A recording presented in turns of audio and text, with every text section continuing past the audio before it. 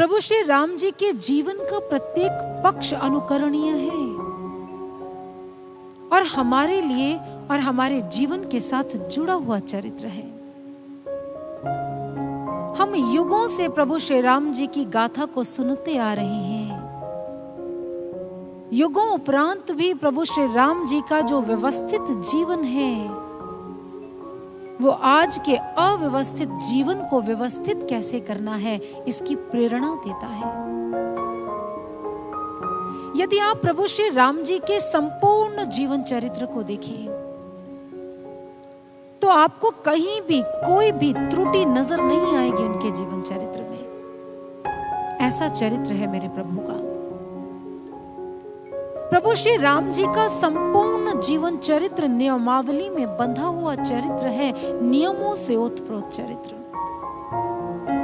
आप रामचरितमानस पढ़ लें, आप वाल्मीकि रामायण का अध्ययन कर लें, आपको कहीं भी ऐसा वर्णन नहीं मिलेगा कि प्रभु श्री राम जी ने नियमों को त्याग कर मन का अनुसरण किया हो। नियमबद्ध जीवन चरित्र का अगर उत्कृष्ट उदाहरण कोई है तो वो मात्र प्रभु श्री राम है। लेकिन विडंबना है, नियमावली में बंधे हुए चरित्र प्रभु श्री राम जी की संतानों को नियमों में बंधना अच्छा नहीं लगता है। चाहे वो व्यवसाय जगत हो, चाहे वो व्यक्तिगत हो, राजनीतिक स्तर हो, सामाजिक स्तर हो, चाहे आध्यात्मिक स्तर हो। आज के परिवेश में दृष्टि घुमाकर देखें तो लोगों को नियमावली में बंधना अच्छा नहीं लगता। उनको ऐसा लगता है कि नियमों में बंधना मतलब फ्रीडम जोन में दखल है।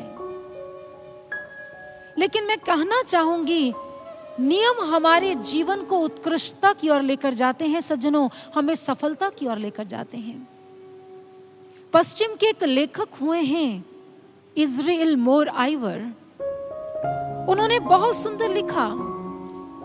उन्होंने कहा, every game has rules, life is a game that has its respective rules, obey the rules, win the game.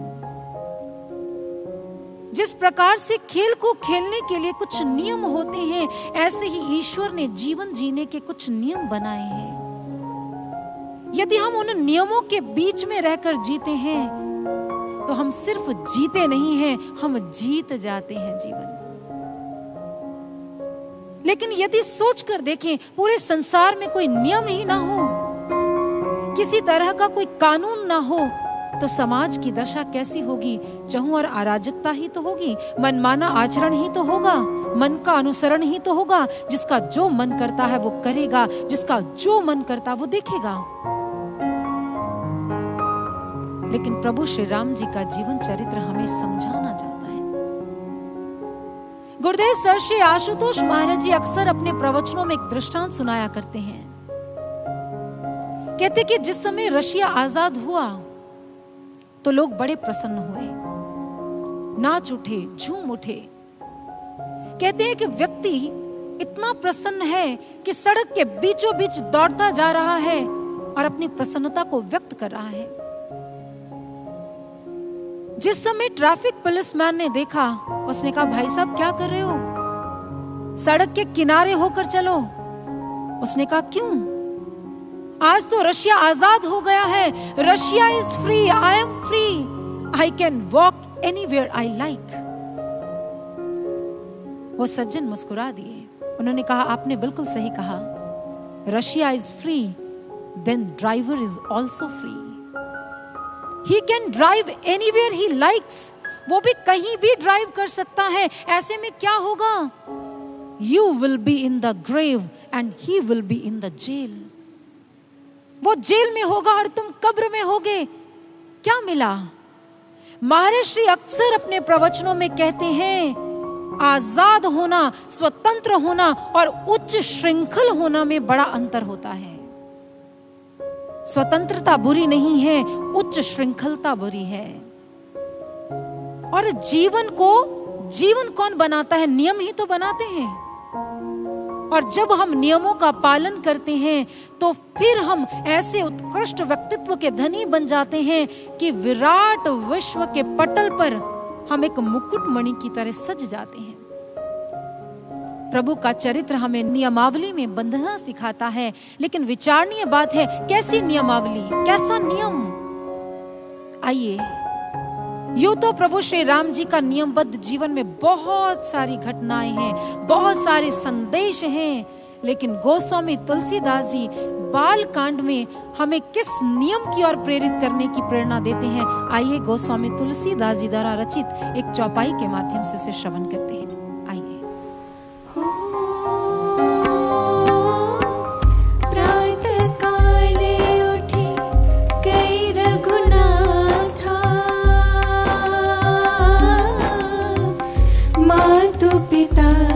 गुरु ना वही माथा, राम सिया राम जय जय राम, राम सिया राम जय जय राम।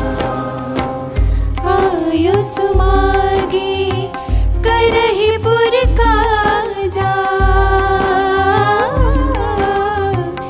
देखि चरित हर्षै मन राजा, राम सिया राम जय जय राम, राम सिया राम जय जय राम, राम सिया राम जय जय राम जय राम। गोस्वामी तुलसीदास जी लिखते हैं, प्रातः काल उठिके रघुनाथा, मात पिता गुरु ना वही माथा। प्रभु श्री राम जी के जीवन का एक नियम हमारे समक्ष प्रस्तुत करते हैं गोस्वामी तुलसीदास जी। वो कहते हैं कि प्रभु श्री राम ऐसा नहीं, जब दिल करता है उठ जाते हैं, जब दिल करता है सो जाते हैं, जब दिल करता है खा लेते हैं। ऐसा नहीं उनका चरित्र, बड़ा बंधा हुआ सधा हुआ चरित्र है। और उनका एक गुण जो सर्वश्रेष्ठ गुण है वो सबसे पहले क्या करते हैं, वो ब्रह्म मुहूर्त में उठते हैं। रामचरितमानस में और रामायण में जब अध्ययन किया उसका, तो पाया कि कहीं भी, चाहे वो युद्ध भूमि हो, चाहे वो वन भूमि हो, चाहे वो राजमहल हो, चाहे वो जीवन की खुशियां हो, चाहे वो जीवन का दुख हो, लेकिन प्रभु श्री राम जी ने अपने इस नियम को जीवन पर्यंत निभाया, कभी इसका उल्लंघन नहीं किया। ब्रह्म मुहूर्त में उठना।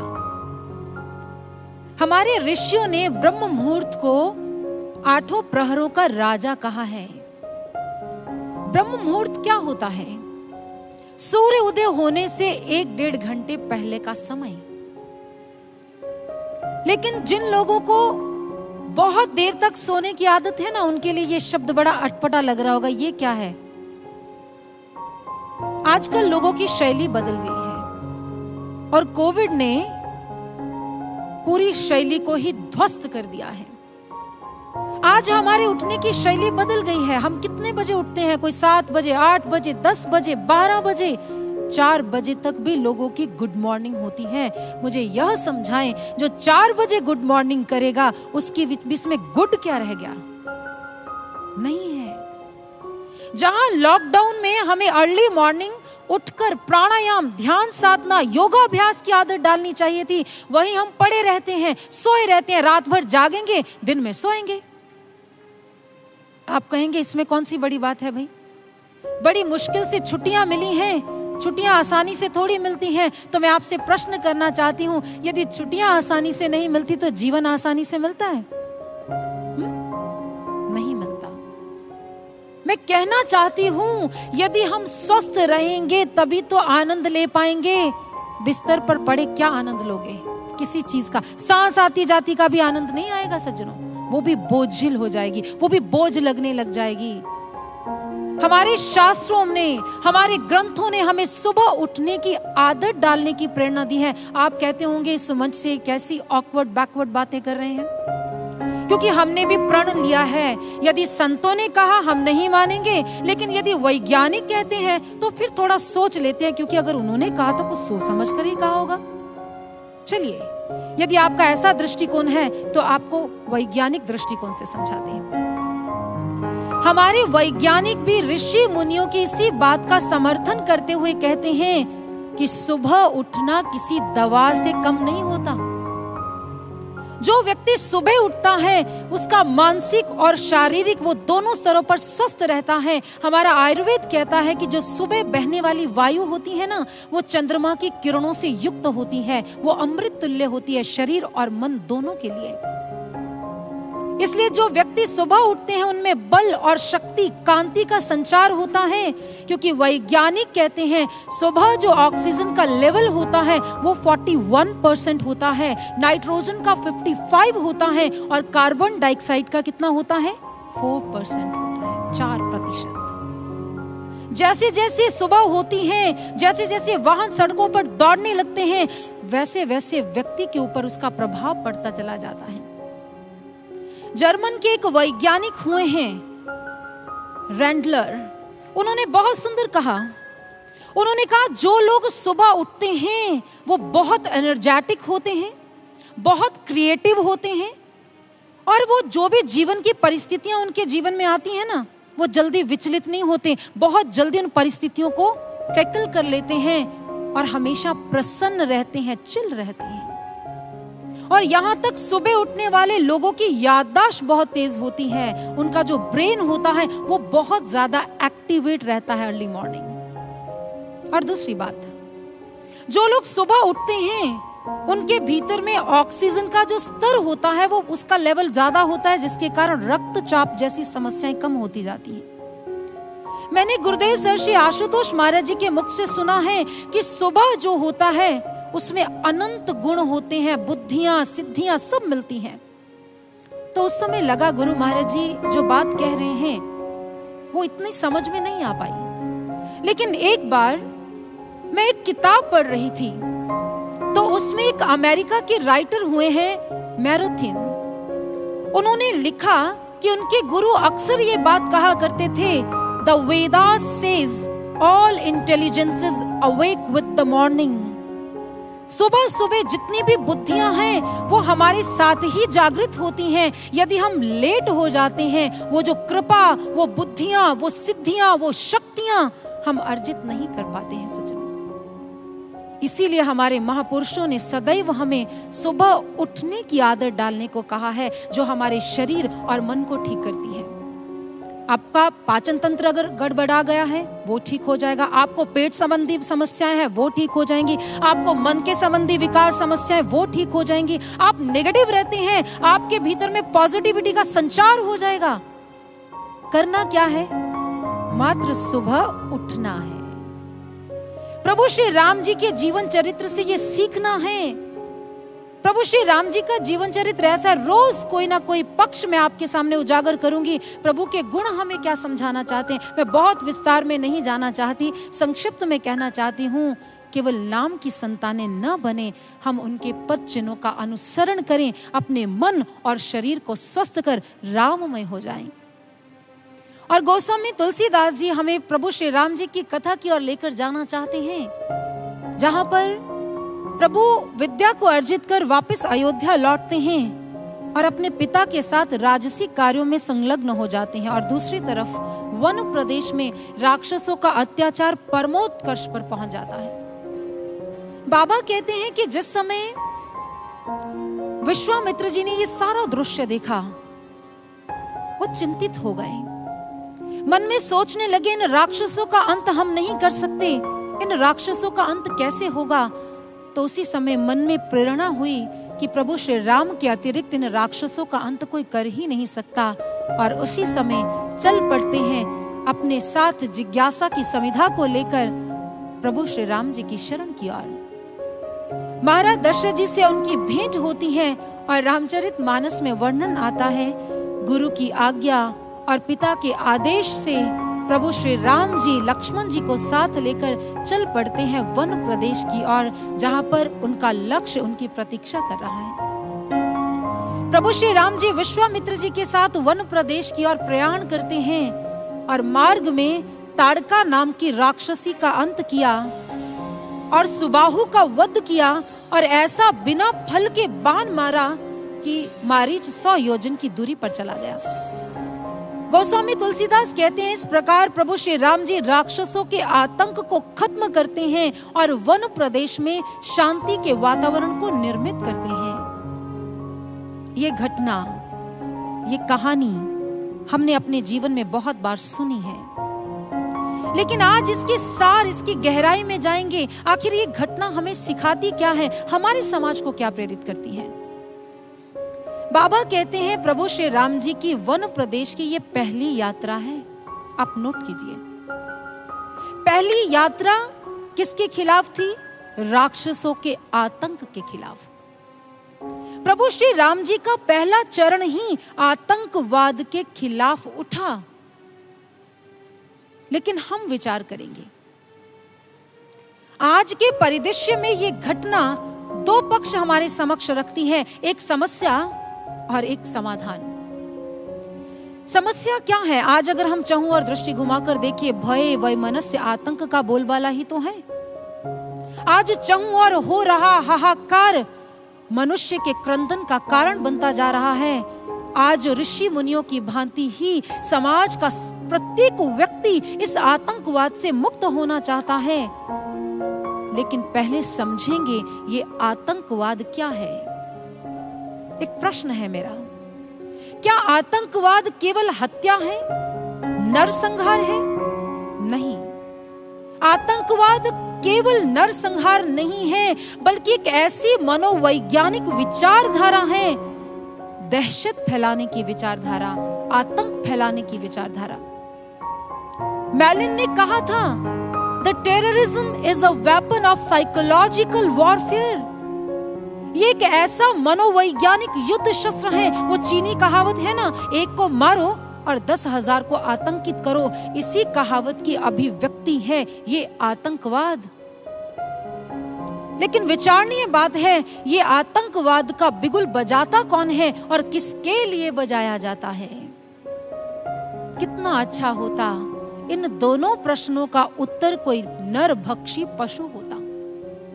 लेकिन त्रासदी है हमारे इस विश्व की, इस बिगुल को बजाने वाला भी मनुष्य है और जिसके लिए बजाया जाता है वो भी मनुष्य है। आज मनुष्य मनुष्य को आतंकित कर रहा है।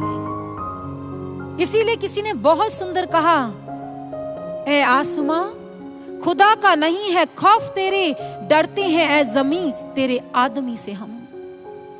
हे आसमान, तुम्हारे ईश्वर से हमें भय नहीं है। अगर आज कहीं डर लगता है तो यहाँ इस जमीन पर रहने वाले इंसान से लगता है। इंसान कब क्या कर दे कोई भरोसा नहीं। इंसान को खुद भी अपना भरोसा नहीं है, दूसरे का तो क्या भरोसा होना। आज चाहूं और आतंकवादी गतिविधियों को देखकर ऐसे लगता है मानो मृत्यु का ऐसा तांडव हो रहा है कि महाकाल स्वयं आकर ना जाने कितनी जिंदगियों को लील जाते हैं। जल गए, कट गए, मर गए, ध्वस्त हो गए, लेकिन आतंकवाद का ये रौरव नाद जो है वो थमने का नाम नहीं ले रहा है। आरंभ है तांडव काल का, क्रूर कुटिल चाल का, विध्वंस की ज्वाल में देखो जल रहा संसार है।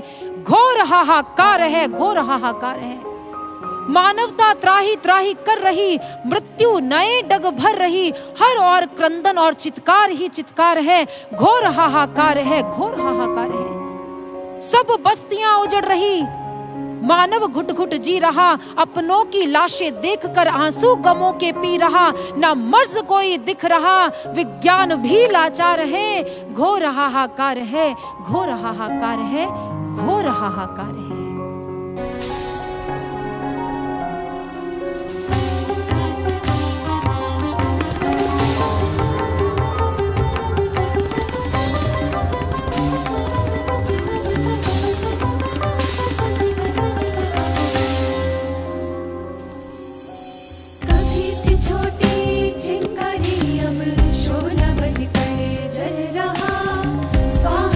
संस्कारों को हर सभ्य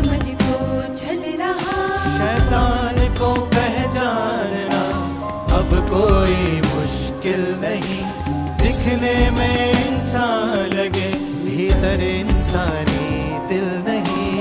और देखो तन में भी, और देखो तन में भी अब भर गया विकार है। घोर हाहाकार है ये, घोर हाहाकार है।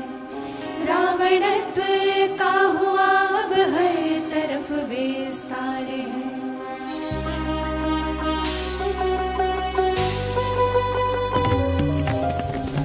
घोर हाहाकार है ये, घोर हाहाकार है। रावणत्व का हुआ अब हर तरफ विस्तार है। घोर हाहाकार है ये, घोर हाहाकार है। रावणत्व का हुआ अब हर तरफ विस्तार है।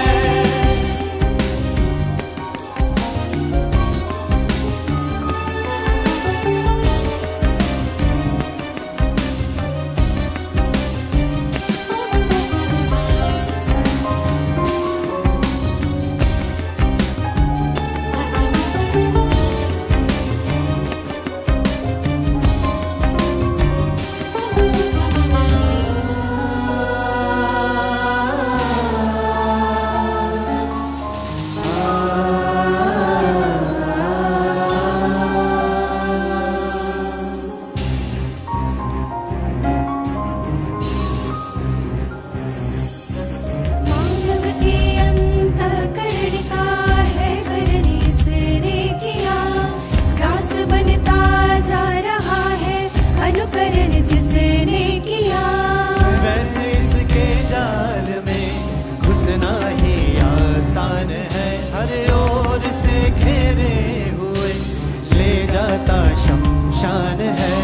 चंगुल में अब लग रहा, चंगुल में अब लग रहा ये फंस गया संसार है। घोर हाहाकार है ये, घोर हाहाकार है। रावणत्व का हुआ अब हर तरफ विस्तार है। घोर हाहाकार है ये, घोर हाहाकार है। रावणत्व का हुआ अब हर तरफ विस्तार है। घोर हाहाकार है ये, घोर हाहाकार है। रावणत्व का हुआ अब हर तरफ विस्तार है।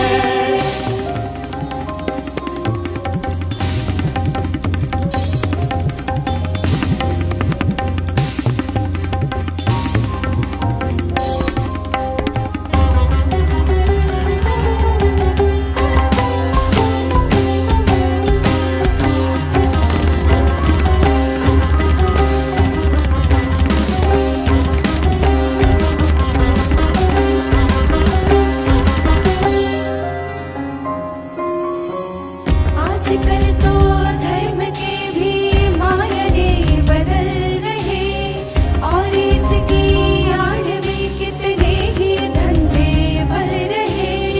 औरों के दुख दर्द की किसी को है चिंता कहाँ।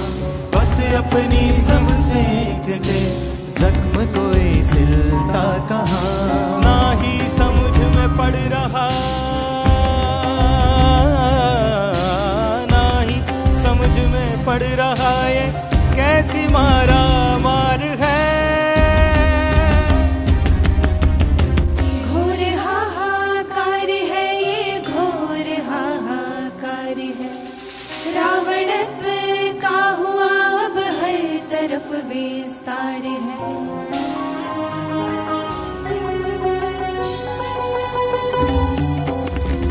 घोर हाहाकार है ये, घोर हाहाकार है। रावणत्व का हुआ अब हर तरफ विस्तार है। घोर हाहाकार है ये, घोर हाहाकार है।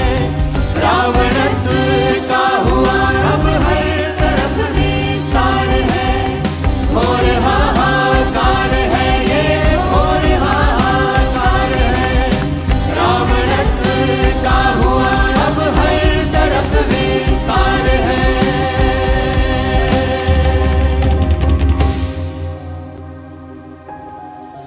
आतंकवाद के इस बहरूपिये ने सदैव मानव समाज को डराया, धमकाया व सताया ही है सज्जनों। लेकिन प्रश्न यह है, ये आतंकवाद की गतिविधियां, सत्ताएं जो हैं वो फन क्यों उठाती है नाग के समान? आखिर आतंकवाद के अस्तित्व का आधार क्यों है और क्या है? आखिर क्या कारण है कि मानवता आतंकवाद की भट्ठी में तपकर पाशविकता का रूप धारण कर लेती है? क्यों? आखिर कारण क्या है? जिस समय मनोवैज्ञानिकों ने, विश्लेषकों ने कारण ढूंढना चाहा तो उन्हें अनंत कारण मिले इस आतंकवाद की गतिविधियों को और ज्यादा प्रज्वलित करने वाले कार्य। चाहे वो राजनीतिक स्तर पर हो, आध्यात्मिक हो, सांप्रदायिक हो, हठ धर्मिता हो, व्यवहारिक हो, व्यवसाय हो या व्यक्तिगत हो, ये सब वो कारण हैं, ये सब वो बीज है सज्जनों, जब समाज की भूमि पर पड़ते हैं तो आतंकवाद की फसल होती है। लेकिन गुरुदेव सर श्री आशुतोष महाराज जी कहते हैं, कोई भी बीज पल्वित एवं पुष्पित नहीं हो सकता सीधा धरती पे जाते जब तक उसे खाद और पानी नहीं मिलता। विचारणीय बात है, ये जितने भी बीज हमारे समाज की भूमि पर गिरते हैं, इन्हें पल्वित पुष्पित करने के लिए खाद और पानी कौन देता है?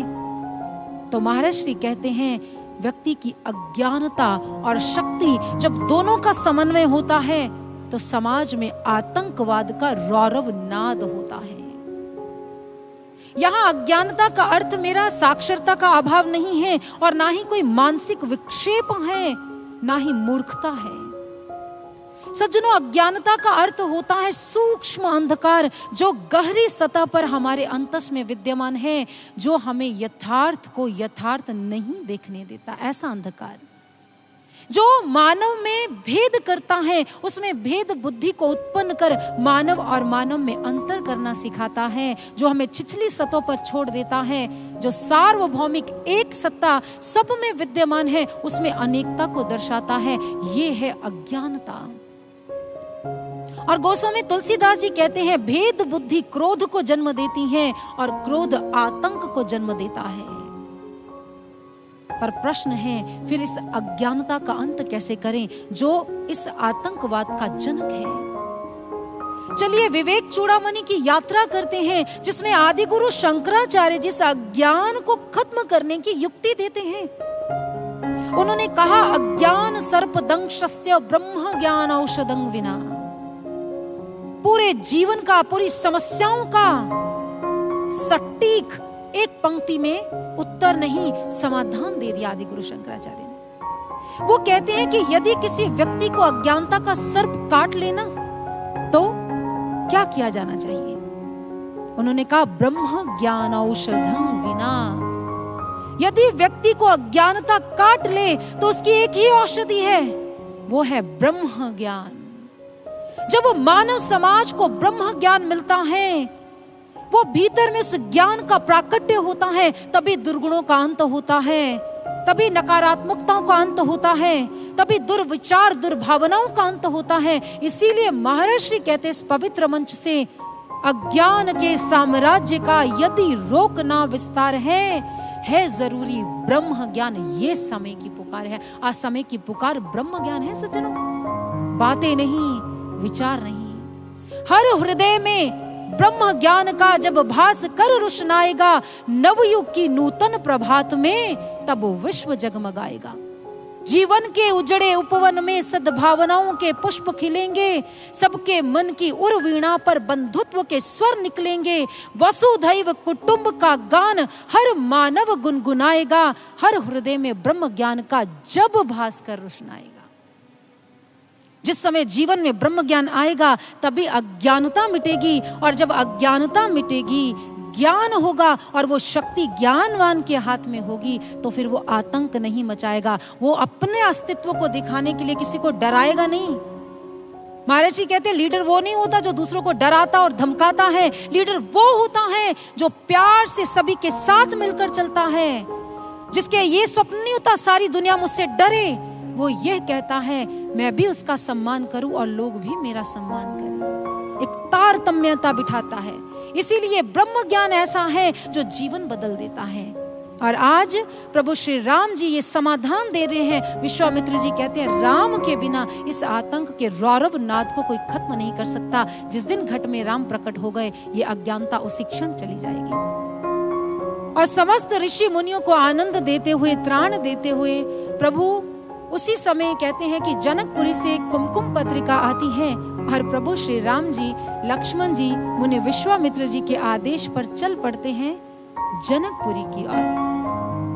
और जैसे ही जनकपुरी की ओर बढ़ते हैं, हम सभी जानते हैं मार्ग में प्रभु क्या करते हैं, अहल्या का उद्धार करते हैं, उसे अपने चरणों की रज प्रदान करते हैं और उसकी जड़ता का अंत कर देते हैं। कहते हैं जब भी गोस्वामी तुलसीदास जी प्रभु के जनकपुरी की महिमा गाना चाहते, उनका वो दृश्य दिखाना चाहते कि प्रभु कैसे वन से जनकपुरी की ओर प्रयाण करते हैं, तो उनके नेत्र न नम हो जाते। एक दिन एक भक्त ने पूछ लिया, बाबा इतने प्रसंग हैं रामचरितमानस में, लेकिन जनकपुरी की यात्रा जब प्रभु करते हैं तो आप भाव विभोर क्यों हो जाते हैं?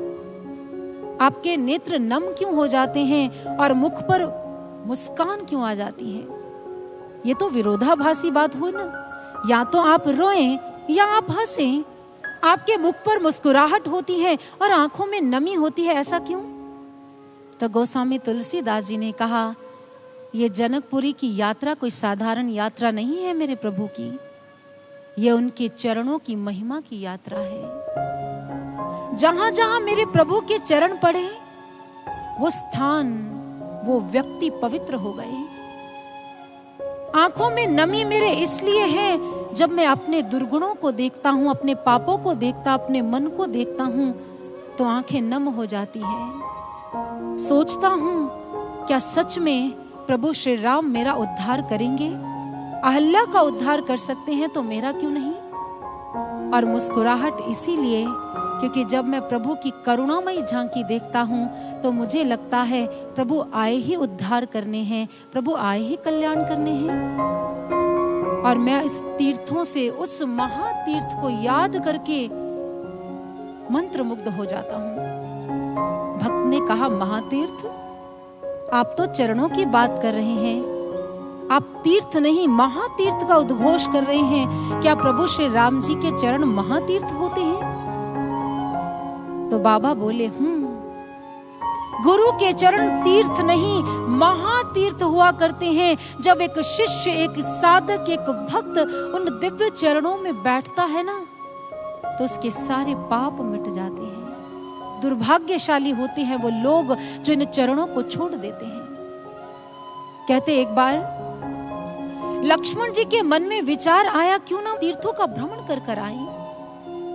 तो एक दिन वो पहुंच गए प्रभु श्री राम जी के चरणों में। जाकर प्रभु के चरणों में प्रणाम कर बोले, प्रभु मैं तीर्थों का भ्रमण करना चाहता हूँ, तीर्थाटन करना चाहता हूँ। यदि आपकी अनुमति हो तो मैं तीर्थों में चला जाऊं।